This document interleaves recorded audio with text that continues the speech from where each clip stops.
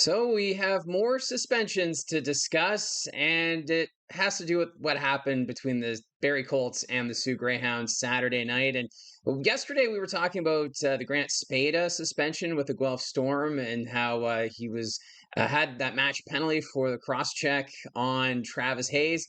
Well, Hayes in the center of another suspension, this time Gabrial Eliasson, the Colts defenseman.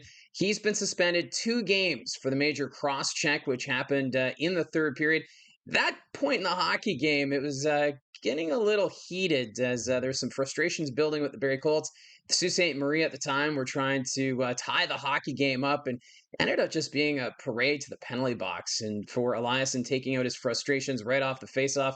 And I don't know what it is with Sault Ste. Marie this weekend because we got to spend some time up in the Sioux.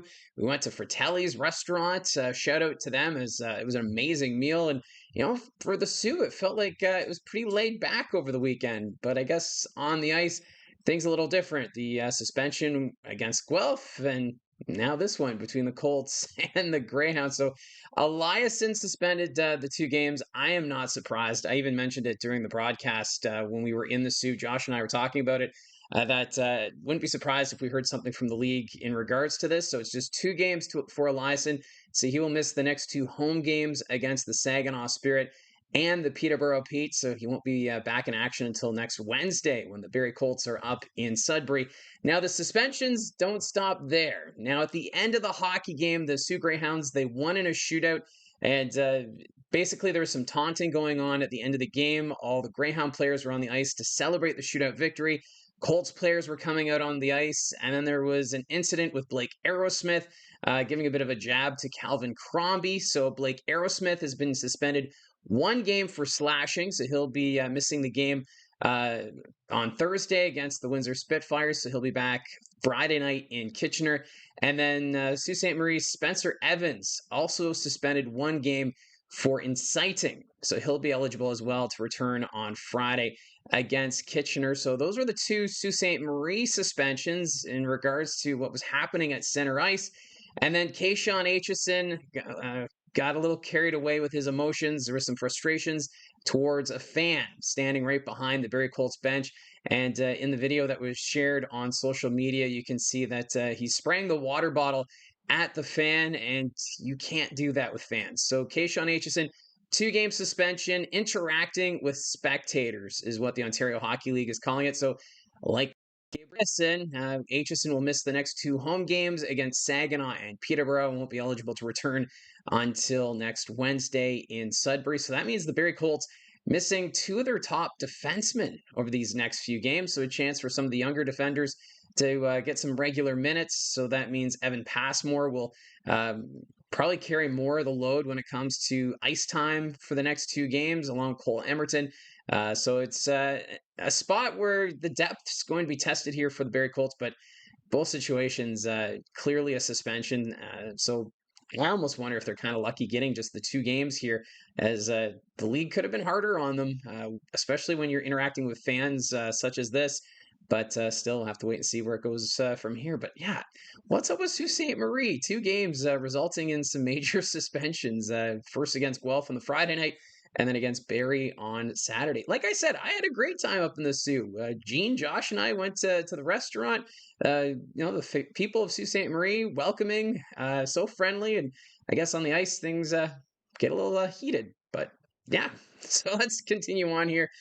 We do have an update with the Ottawa 67's. We learned that James Boyd was getting a new position with the Ontario Hockey League, and his last day on the job will be November 17th.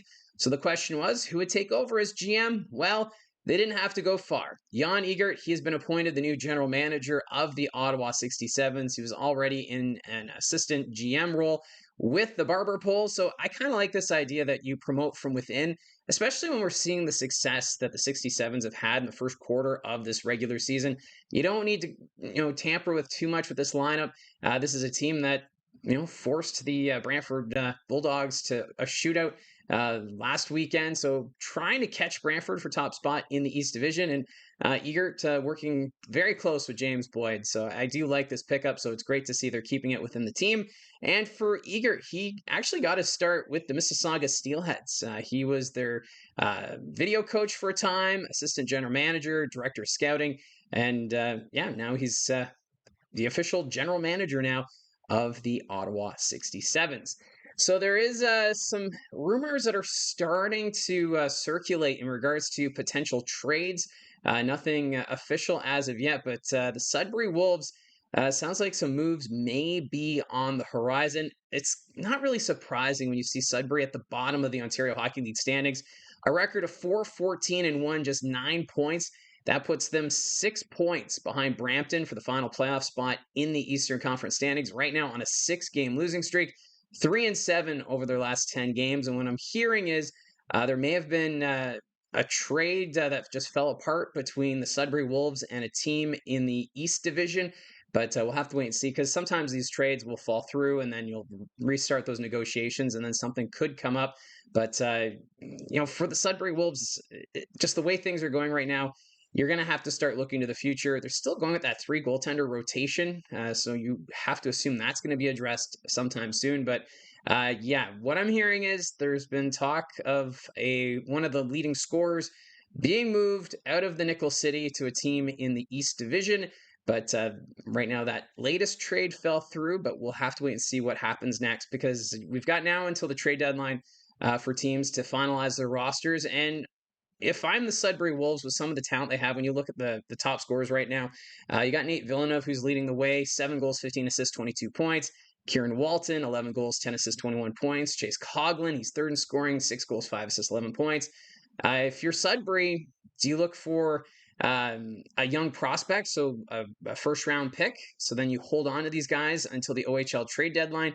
Or do you try and get a package like what we saw the Oshawa Generals when they traded away Ben Danford and Zachary Sandu? You're getting a first-round pick from last year. They got O'Donnell there from the Bulldogs, along with a bunch of draft picks. So we'll see what direction the Sudbury Wolves go in. It almost sounds like maybe the trade with Oshawa kind of kickstarted maybe some of those conversations about maybe doing a trade sooner rather than later. But the trade that was being proposed fell through, or at least that's what I'm hearing. But we'll have to wait and see. I'm figuring Sudbury will be a team that sells between now and the trade deadline, just with their record, and we'll see where it goes from here. I'm sure for the team, they want to make the playoffs. Their goal is to make the postseason, but things just have not been going their way, and we'll see if they can turn it around. Snapping that 6-game losing streak would be a good start, but so we'll see where they go from here. So those are the news items for today. It sounds like there is also an announcement coming from the Ontario Hockey League tomorrow, so stay tuned for that. They've announced a press conference, so we'll wait and see what that will entail. And of course, we'll talk about it tomorrow here on the channel, or during the broadcast tomorrow. And if you're a Barrie Colts fan, just to note, the game tomorrow against the Saginaw Spirit will not be on Rogers TV.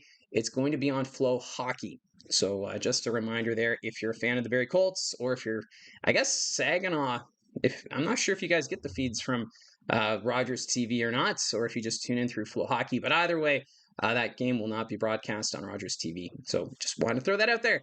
Again, thank you very much for all your support. Don't forget to hit like and subscribe. Talk to you again soon.